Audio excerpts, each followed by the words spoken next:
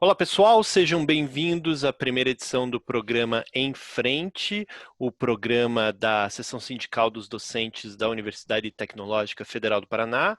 Eu sou Rodolfo Stanque, sou jornalista aqui da Seção Sindical e hoje eu converso com o presidente da Seção Sindical, o professor Lino Trevisan. O professor Lino Trevisan acabou de voltar do CONAD, do 8º CONAD extraordinário, que ocorreu entre os dias 30 e 31 de julho de 2020 e que tinha como tema principal de debate a prorrogação do mandato da chapa que está no comando do Sindicato Nacional dos Professores das Instituições de Ensino Superior do país. Professor Lino, seja muito bem-vindo. Professor, o que é o CONAD, para as pessoas que estão assistindo e podem não conhecer, por um acaso, essa estrutura e esse evento do antes? Olá, Rodolfo e aqueles e aquelas que nos assistem. O CONAD é o Conselho das Entidades do ANDES, né? O ANDES tem dois eventos importantes que acontecem, que é o Congresso Nacional, ou, desculpa, o Congresso do ANDES, que acontece uma vez por ano, normalmente janeiro, fevereiro, e o CONAD, que é o Conselho das Entidades. Neste tem um delegado por seção sindical. No Congresso, os delegados é proporcional ao número de filiados, então, quanto maior a seção sindical, maior o número de delegados que ela pode ter. Este 8º CONAD extraordinário, ele foi realizado de forma online, né? E teve um delegado por seção sindical, como é de praxe dos CONADs, e 2 observadores por seções sindicais. Então, a Sindutef esteve representada por mim, como delegado, e pela professora Mônica e a professora Adriana, do campus Santa Helena, como observadoras. Este CONAD, então, teve como tema principal a prorrogação do mandato da atual diretoria, mas antes disso teve a discussão sobre a conjuntura, né, onde se colocou muito claramente a preocupação por parte dos docentes, em primeiro lugar, com o avanço da pandemia, né, o número de casos e também o número de óbitos. Inclusive, no dia 31, pela manhã, recebemos a notícia de 2 docentes de seções sindicais, enfim, de universidades que faleceram naquela noite ou naquela manhã de Covid. Além disso, a preocupação com os ataques às universidades, aos servidores públicos, de uma maneira geral, e à classe trabalhadora como um todo, né? O que vem tendendo a aumentar as desigualdades sociais no país com esses ataques à classe trabalhadora, além da própria situação de pandemia e de crise econômica. E professor, como é que foi essa discussão para prorrogação da chapa e por que ela foi necessária nesse momento que a gente está vivendo agora? Esse era um ano de eleições para a diretoria nacional do Andes, né? O que foi discutido com relação a isso? No congresso realizado no começo de fevereiro, na verdade, foram aprovados o regulamento eleitoral, a comissão eleitoral, as 2 chapas se inscreveram e as eleições estavam marcadas, então, para ocorrerem no mês de maio. Com a pandemia e a suspensão das atividades em praticamente todas as universidades do país, pelo menos de forma presencial, se tornou inviável realizar as eleições para a diretoria do ANDES. Então, as eleições foram suspensas, e aí o mandato da diretoria atual acabaria em final de agora em julho, e aí houve sim uma tentativa de solicitar uma prorrogação na justiça, mas não se tornou plenamente viável, e aí por conta disso, então, houve a necessidade de fazer esse CONAD extraordinário para que essa questão fosse discutida. E aí haviam propostas diferentes, mas a que foi aprovada foi a prorrogação do mandato da atual diretoria do ANDES por um período de 90 dias, com a possibilidade de prorrogar por até mais 90 dias. Ou seja, totalizando, então, a possibilidade de até 180 dias de prorrogação. Mas isso, veja, nós já estamos em agosto, então, na verdade, parte dessa prorrogação já passou, porque a diretoria continua exercendo, né, as atividades de condução política da entidade.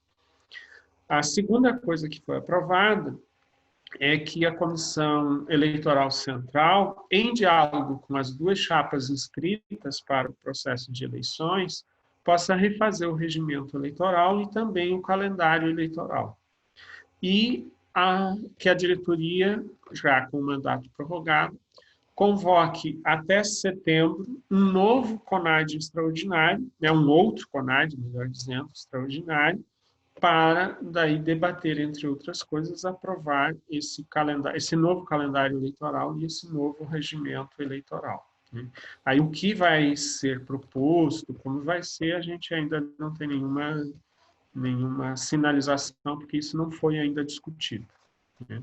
Mas, enfim, como resoluções do Congresso, como decisões, essas foram as três principais. A prorrogação do mandato da diretoria atual, e que a Comissão Eleitoral retome os trabalhos, para ver como encaminhar o processo de eleições, e que um outro CONAD extraordinário vai ser convocado até setembro para daí discutir e decidir quais os encaminhamentos em relação às eleições.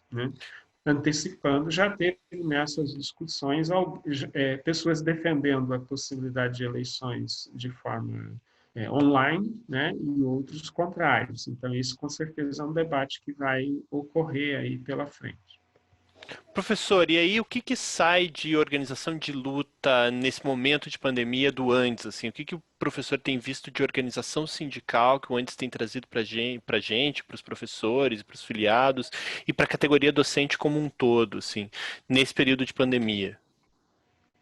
Bem, em primeiro lugar, é importante dizer o seguinte: quando nas situações da normalidade, o CONAD, que sempre acontece no meio do ano, e neste ano a previsão era que tivesse o CONAD tanto para a posse da nova diretoria, quanto para atualizar o plano de lutas definido e aprovado pelo Congresso no início do ano.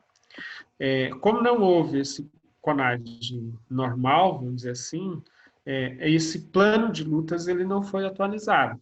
Esse CONAD extraordinário que nós tivemos agora, ele discutiu a questão da conjuntura, mas o foco, a pauta dele era única, que era a prorrogação do mandato da diretoria.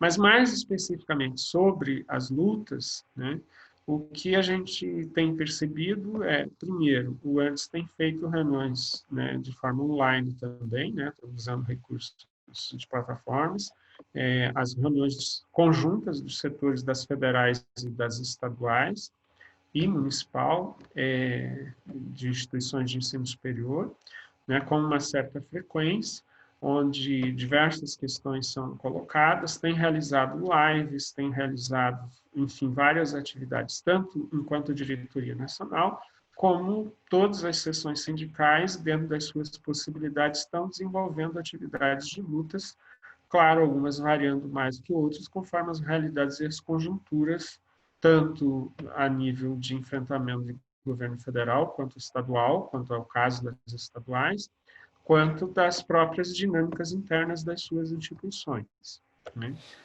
Uma das preocupações que está posta aí é que agora tem, nesse período do segundo semestre, um número significativo de universidades federais que vão passar por processos de término de mandato dos seus atuais reitores. Então, estão em discussão, se vai fazer eleição virtual, como é que vai ser, algumas já estão caminhando para esse tipo de situação, outras ainda estão discutindo, enfim.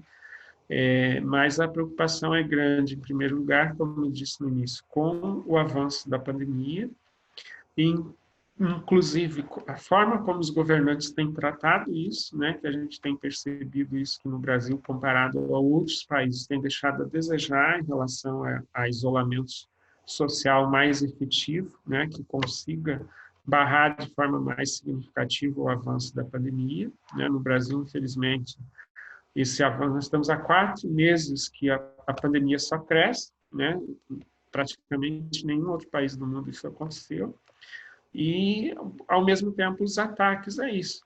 Veja, as pessoas para receber o auxílio emergencial de R$600, muitas têm dificuldade, não conseguem receber, o governo diz que não tem dinheiro para isso, formam-se filas enormes, onde as pessoas acabam tendo que se aglomerar, junto à Caixa Econômica, lotéricas, enfim, para receber esse auxílio, enquanto numa das primeiras medidas do governo foi mais de 1 bilhão para o setor bancário, né, para o setor financeiro. Então, novamente, nós temos a situação de das prioridades que o governo faz, né, em relação a usar os recursos que pode dispor para enfrentar a realidade do país. Né? Enquanto as estatísticas têm mostrado que os mais ricos continuam enriquecendo, a maioria da população continua perdendo emprego, passando fome, faltando dinheiro para comprar gás, para pagar água, luz e etc. Então, essas preocupações, elas estão na pauta aí do movimento sindical do Andes,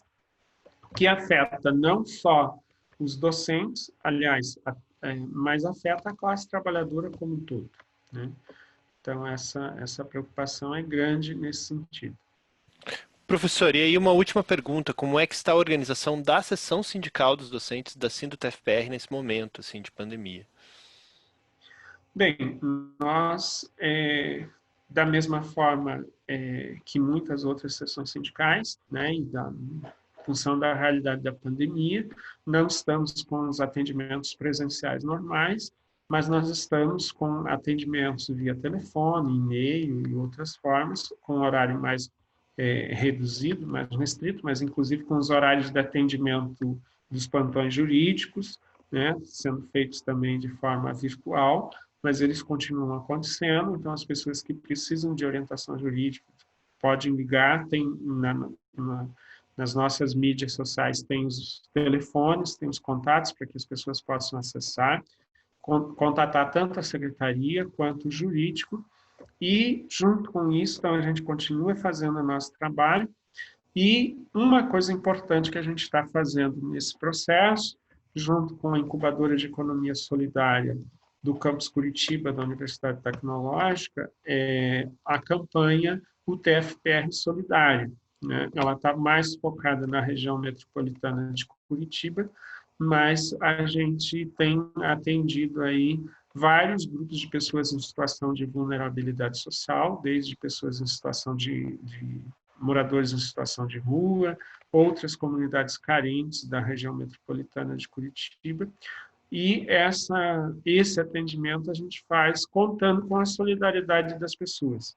Então, aproveito a sua pergunta para solicitar às pessoas que contribuam com a campanha. Né? Nós temos possibilidade das pessoas contribuírem diretamente com transferências ou depósitos para uma conta na Caixa Econômica ou no Banco do Brasil, e também a possibilidade que as pessoas adquiram uma cesta básica, tem um link com possibilidades das pessoas adquirir a cesta, pode pagar inclusive com cartão de crédito, se preferir, enfim, a forma que achar melhor, e aí essas cestas também são utilizadas junto com os recursos que a gente recebe para comprar outras cestas ou para comprar produtos de higiene, limpeza ou cobertores, enfim, coisas que as pessoas precisam conforme as necessidades com as lideranças dos grupos com os quais a gente tem atendido.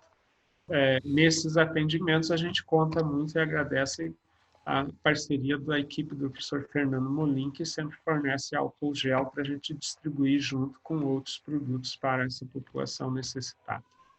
Tá joia. Obrigado, então, professor Lino. Obrigado a você que assistiu. Nós voltamos em breve com mais uma edição do programa Em Frente.